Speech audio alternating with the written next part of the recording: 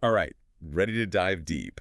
Today, it's The Richest Man in Babylon. Ooh, a classic. It is, and for good reason. Everyone knows it's full of, like, financial wisdom, right? But we're going deeper than just the surface level today. I like it, a deep dive. We're going to pull out the really good stuff, the counterintuitive things, the things that can really change how you think about money. I'm ready. Let's unlock those secrets. Okay, so right away in Chapter 1, we meet Bansir, the chariot builder. This guy, he works so hard. Yeah, but he's not getting ahead, is he? No, he's stuck. Wants wealth, of course, but no real plan. That's a lot of people, isn't it? I think so. It's so easy to think about what we want, but not how to get it. Exactly. Bansir's story is almost like it's a warning. And it's what makes him and his friend Kabi go to Arkad, the richest man in Babylon. Ah, so they're not just looking for a handout. They want to learn. Right, they want knowledge, which is such a big takeaway from this book. To be successful with money, you have to understand it, not just chase it. Yeah, no, the rules of the game. Yes. Okay, so in Chapter 2, we finally meet Arkad. Turns out he wasn't always rich. He was a scribe, just like Bansir, but had this huge desire to change his life. And what was his secret? This is a big one. He learned to pay himself first. Not sometimes, not 5%, but a full 10% of every single thing he earned. That's interesting. I mean, most of us would spend first, right? It's human nature. But Arkad's mentor, this smart moneylender, he knew that to build wealth, you got to prioritize your future self. Like putting money aside for your future before you even think of anything else. Yes. And even a small amount, if you do it consistently, it grows like crazy over time. Makes sense. It's like a snowball effect. Okay, then in Chapter 3, we get Arkad's 7 cures for a lean purse. 7 cures? Are those like quick fixes? Not really. They're more like foundational principles, things to build on. Yeah. And the first few, all about stability. Gotcha. So not just earn more, but handle what you've got. Exactly. We already talked about saving, but then it goes into controlling what you spend. Oh, that's always tough. It is, especially now with all the ads and pressure to buy stuff. But Arkad is all about knowing what you need versus what you just want. That's so smart. So easy to fall into that trap of, I deserve this. Oh, yeah. Lifestyle creep can sneak up on you. But Arkad's wisdom, it reminds us to be mindful. Mindful spending. I like it. And once you have saving and spending under control, that's when the fun starts. So fine. Making your money work for you. Okay, now we're talking. But how does that actually work? I think that's where we pick up in Part 2, right? Found out a plan. We've laid the foundation, folks. Yeah. Building wealth. It's a mindset. It's about prioritizing your future and managing what you've got wisely. Back to the basics, but so important. Stick with us for Part 2. We'll be back. Welcome back. We're in deep with The Richest Man in Babylon, and last time we were getting those basics down, right? Yeah, those core principles like paying yourself first, controlling what you spend, that kind of thing. Building that solid base. But now things get interesting. We're shifting gears from just managing money to making it work for us.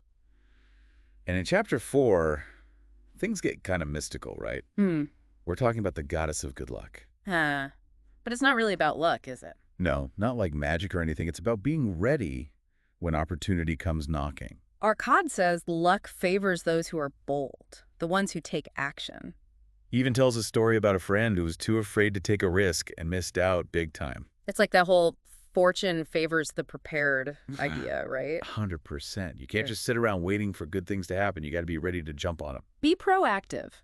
Okay, so then to really make your money work, we get to Chapter 5, and it's all about the 5 laws of gold. 5 laws. That sounds serious. Oh, they are. They're like the rules for investing wisely, protecting what you've earned, and not falling for those financial traps. It's like building a fortress around your money. And one of those laws that really hits home today, it's about being careful with risky ventures. Oh, yeah, that's so important now, especially with all these like crazy investment schemes popping up. It's like everyone wants to get rich quick, and they forget the basics. Arkad knew that real wealth, it builds slowly, with smart decisions and calculated risks. Not gambling on the next big thing. So instead of chasing hype, you got to build your knowledge. Do your research. Maybe talk to someone who knows their stuff. Then in Chapter 6, we meet this spear maker, Rodan, and he learns about lending money the right way. Lending money, is that like to friends and family? Well, yes, but it's also about any financial agreement, making sure everyone is protected. So it's not just about being generous, it's being smart too. Exactly. Arkad says lending should be a win-win, not something that ruins relationships. It's a good reminder, especially now with so many ways to borrow and lend money. Okay, then we get to chapter 7 and the walls of Babylon, which is such a cool metaphor. Walls, what's that about? It's all about protection, having a buffer for those tough times that life throws at you. Like an emergency fund or insurance, right? Exactly.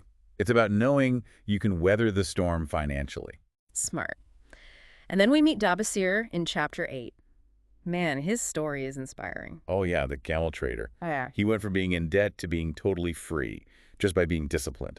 Wow, so even if you make mistakes, you can turn things around. Absolutely. He made a budget, stuck to it, and paid off his debts. No magic, just those principles we've been talking about. It's so encouraging proof that anyone can achieve financial freedom. And it shows that debt doesn't have to be permanent. Okay, then in chapter 9, things get a little philosophical again. Philosophical in a book about money. Yeah, it's about the importance of passing on financial wisdom to the next generation. Oh, like teaching kids about money. More than that, it's about financial literacy for everyone, breaking that cycle of not knowing how money works, It makes you think about the messages we got about money growing up, right? and how we can do better for those coming after us. So powerful. Then finally we reach chapter 10, the luckiest man in Babylon, and meet Sharinada. Luckiest. Did he win the lottery or something? Nope, he built his wealth the right way, through hard work, honesty, and those Babylonian principles. So his luck, it was earned. It proves that real success comes from dedication and smart choices. Wow, what a journey. We covered so much ground in this deep dive. Ancient wisdom, but so relevant for us today. And we're not done yet, right? There's more to unpack. Definitely. Stick with us for part 3, where we'll break down how to apply all of this to your life.